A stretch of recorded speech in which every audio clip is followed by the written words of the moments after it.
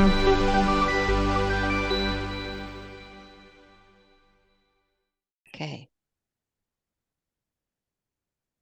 Hi, everyone, and welcome to the Great Awakening podcast. I'm your host, Giselebrun, and today's very special guest is a friend of mine from the UK in South Shropshire. Her name is Andrea Mountford, and she is a creative kinesiologist. Welcome to the show, Andrea. Thank you so much for inviting me. It's a pleasure to be here. I would love for you to tell the audience how you came about finding creative kinesiology and how it impacted your life. So, what's your journey towards that? Well, my working life was in the corporate world, in financial services, information technology, and later on in industrial space planning for factories. And that was in a business that my husband and myself set up in 1993. We no longer work that business. We've both retired from that business. But I had a period of probably around 3 years where I was unwell. It wasn't critical illness or anything like that. I was simply constantly tired, exhausted, spent most of my day sleeping, was always catching colds and stomach bugs and things like that. Now, unfortunately, traditional modern medicine couldn't actually resolve the issue because they could find nothing wrong with me. Yeah. So I decided I needed to look for another source of assistance. And I recalled a conversation that I'd overheard in a hairdresser's of a lady who'd had a brain tumor removed from the base of her skull. Wow. And she was told she would forever be in pain and have to take morphine for the rest of her life. Oh, dear. Anyway, she also went off to seek help, and she was a very well-heeled lady, and she ended up in Harley Street in London. Yes. And she saw a kinesiologist, and I was listening to this as my hair was being done. And she said that she followed the guidance of the kinesiologist and that in 2 weeks, her pain was gone. Wow. And I recalled this conversation and I thought, okay, I'll try this kinesiology. And I didn't know at the time what it was, but I thought I'll try it. Yeah. So I went to the Kinesiology Federation of Great Britain and I looked for kinesiologists in my area where I live. And there weren't any close to where I live, but I did find several in Wales, which is probably about an hour and 45 minutes drive from here to where these people that's work. Not too far. And my way of choosing the person I wanted to work with was I lined all the photographs up on my screen and I looked at the photographs of the people and I thought, that's the one. Ooh. So I rang her up and made an appointment to see her. And off I went and had this session like nothing I'd ever experienced before. And I came out and my husband said, how do you feel? And I said, no different, just take me home, I'm tired. And the next day I woke up and felt very different. Wow. In fact, I actually managed to stay awake all day until about 10 o'clock at night when I went to bed.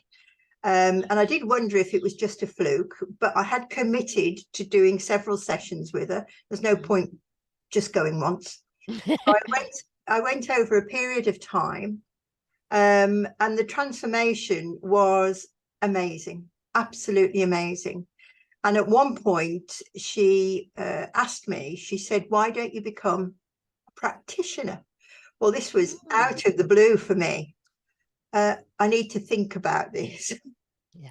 So she kept encouraging me to start studying. And I did commence my professional training in 2016. And the rest is history, really. So I have a sneaking suspicion I was going to be knocked off my feet as long as it took to actually find where I should be and who I should be with and what I should be doing. Wonderful. That's amazing. Can you tell us a little bit about what creative kinesiology is, and maybe start with the regular kinesiology, because I'm sure a lot of people have no idea what that is. Okay, so kinesiology is basically it's where muscle testing is used to receive biofeedback from the client. And it originally started as health kinesiology. And a lot of people might be familiar with going to see someone who is going to test them for allergies. So they have little files, and you will hold that file, and you will be tested using a muscle, normally your arm, to see if there's a reaction when you're holding that substance. Okay. So that really was the early days of kinesiology. And there are different modalities that have been developed over the years. And the one I literally fell into was creative kinesiology. And the reason we call it creative is because no two sessions are the same. It is something that is created between myself and my client. Okay. So my training was to learn how to take people through a process where we can track to the root cause of an unhelpful life issue. And to do that, we use muscle testing.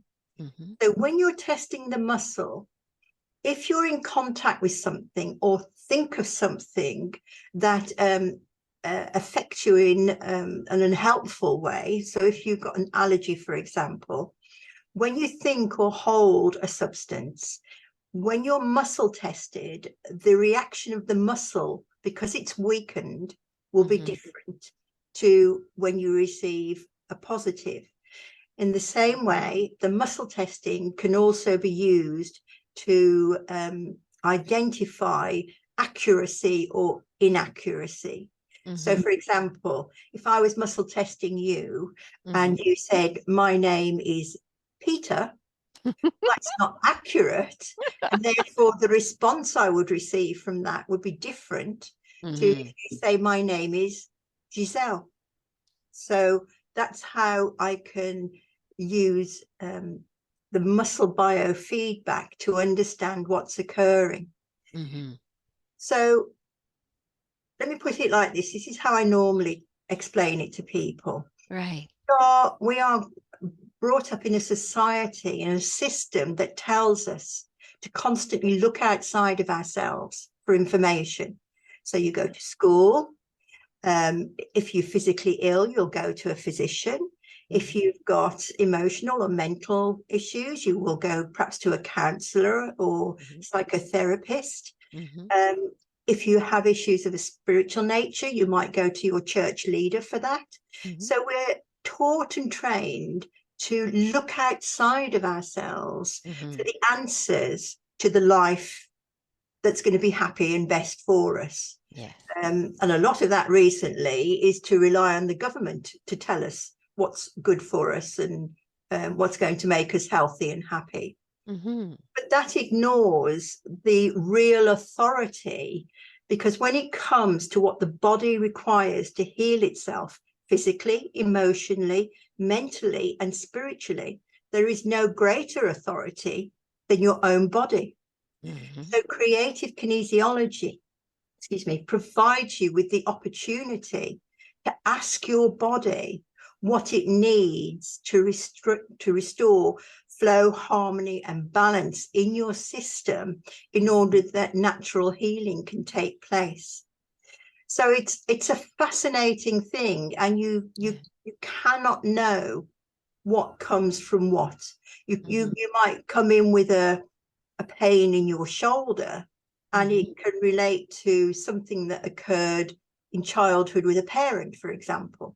But the pain is the manifestation. All you know in the conscious mind is, I've got a pain in my shoulder. So the process that I take someone through begins to track into that. so that we can explore the subconscious level and also the higher conscious level, so we can ask questions to guide us to the real cause of an issue. So we're drilling down into the root cause of the issue. So that's what I love about doing this work, is that it's never the same for two people. For the same person, you never get the same session twice. You cannot anticipate where it goes. And most people, the comment I hear most at the end of the session is, that was amazing. Absolutely. And, you know, recently, most of the work that you do, obviously you're in your clinic right now and you see people in person, but there's also been a development where you can help people online as well. So this, I find that really amazing, because we've had our own sessions together. And yes, it is amazing, everyone. It's helped me in many, many ways, and we had a lot of fun with it too.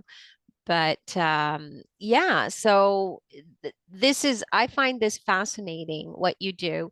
And so, what services do you offer in terms of your creative kinesiology? You do offer the in-person and you offer the online as well. What other services do you provide?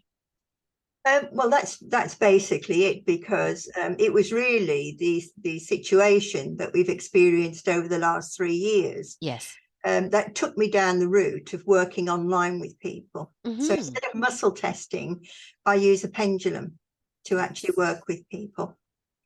It isn't something I'd ever done before, but I consulted my teacher mentor, and she said, I'm quite confident you're capable of doing this. Yes. And two of my clients, who are really quite intuitive, they agreed to have sessions online with me first. And I was really pleased when they told me it was just as effective as when they were in the clinic with me. So Beautiful.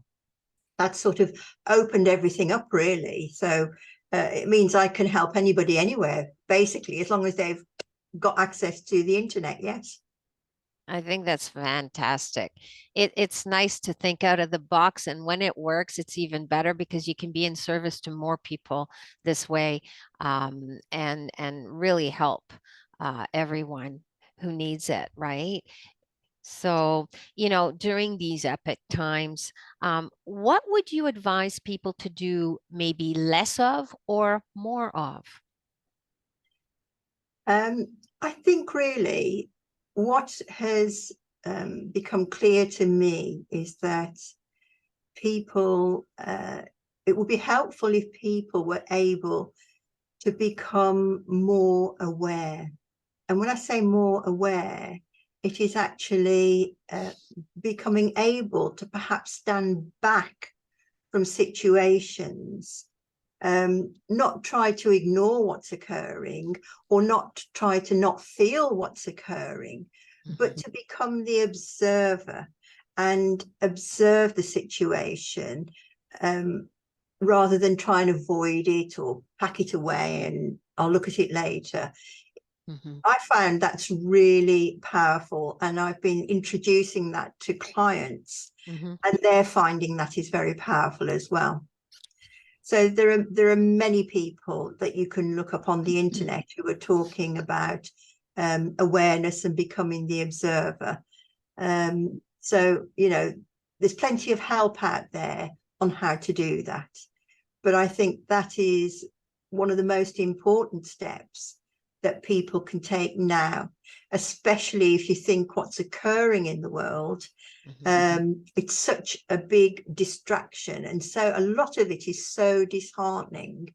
So if you can stand back and change your perspective by becoming the observer, acknowledging everything that you're feeling and seeing, but observing it rather than being it, I think that's really helpful. Yes. That's Great advice. Super duper wisdom too. I mean, we really these times have been challenging, and help from different sources and wisdom shared, I think is something that we all need more of, and we need to be able to come together and help each other through these times, because not only are they challenging, they are empowering as well. They're awesome. It just depends on how you look at things. As you said, it's our perception of things that dictate our reality, I guess, for the lack of a better way of saying it. And, do you have any other advice for the audience today that you would like to share that perhaps you haven't? Um, I think that is the key thing I feel at the moment. I Okay. have noticed that there is a lot of people coming to me, and we're working with ancestral issues. Hmm. So I think there's a big need for clearing issues that reside in the ancestral line. I first noticed this probably about July last year, and I do issue newsletters which can be found on my website. And if something keeps coming into my clinic, um, it tells me that this is a collective issue, not Hmm. just an individual issue. Hmm. Um, and in a very brief period, I had 3 or 4 people who suddenly came, and we went back into past lives or ancestral lives. Hmm. So I think that's a big part of what's happening at the moment, is part of this clearing that we're going through. Is it's quite important to recognize that we all carry issues through our ancestral line. Yeah. Um, and in the work that I do with people, provided people are happy to do so and prepared to do so, you can actually, by working with yourself, you can clear the issue back down through the ancestral line. Hmm. So, I sometimes get the impression that when I'm working with someone, that all these people turn up. I mean, they don't literally turn up, but it's like they're all turning up going, yes, yes, well done, thank you. Oh my gosh, that's awesome. And we're going through such a great awakening right now, and what would you like to leave people with in respect to the great awakening that's upon us? Um, any thoughts on the great awakening, and something you'd like to share with everyone before we Yes, go? hold the line, hold the line. We're going to get there. There's no doubt about it. I think the noise is going to get louder. Just hold the line, hold the line. Thank you for that. Thank you. I'm so grateful that you came on the show today. It's been such a pleasure to have you to share your wisdom and to explain to people what kinesiology really is about, and your niche of creative kinesiology is also amazing, and it really does work. And I will be putting all of your information below in the description so that people can connect with you, and should that resonate with them. But thank you so much for being here today and coming on the show and sharing your wisdom. Yes, thank you very much. It was lovely to talk to you, and thank you for the invitation. We'll have to have you back sometime soon. I'd love to. Thank you. Bye, everyone.